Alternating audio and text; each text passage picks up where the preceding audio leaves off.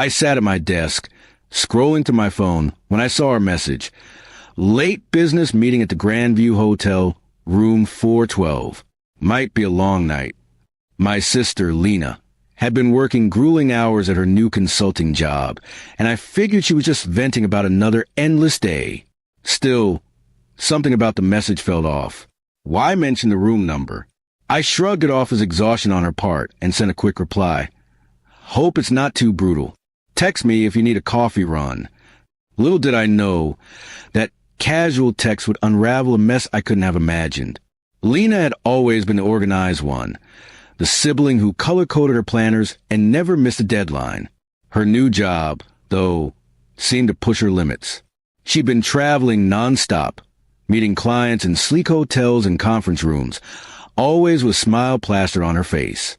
But lately, she'd sounded drained, mentioning odd things like clients who were too friendly or meetings that felt more like interrogations. I figured it was just corporate life, but room 412 stuck in my mind. Why a hotel room for a business meeting? My gut churned and I couldn't shake the unease.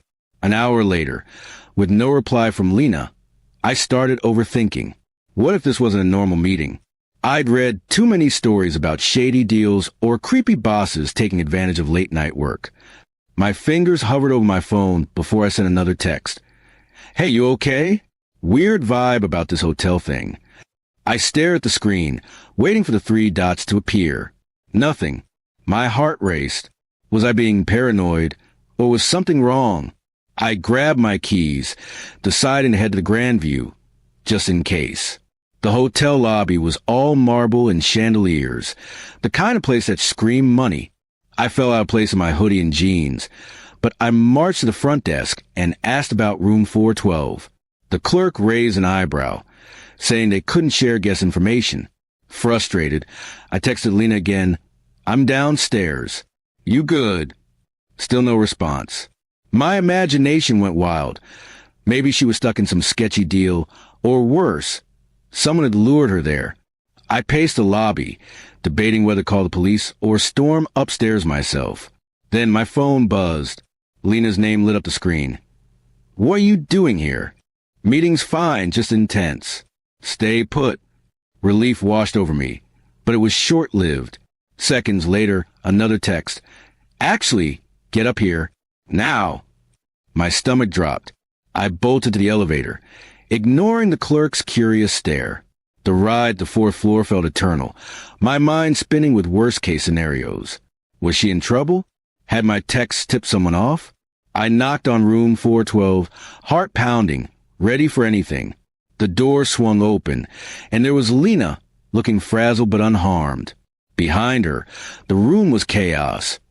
Papers strewn across the bed, laptops open, and 3 people in suits arguing loudly. What is this? I whispered. Lena pulled me inside, explaining in a hushed tone that her business meeting was actually a high-stakes negotiation with a rival firm. My text had spooked her team, who thought I was some kind of whistleblower. Apparently, my vague, weird vibe message had made them think their deal was compromised. The suits glared at me, one muttering about security breaches.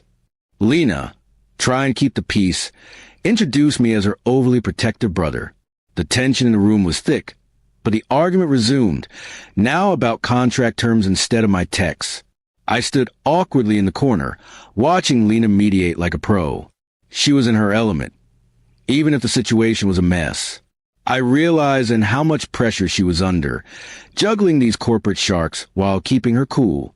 By the time I left, the meeting was back on track, and Lena promised to call later with the full story.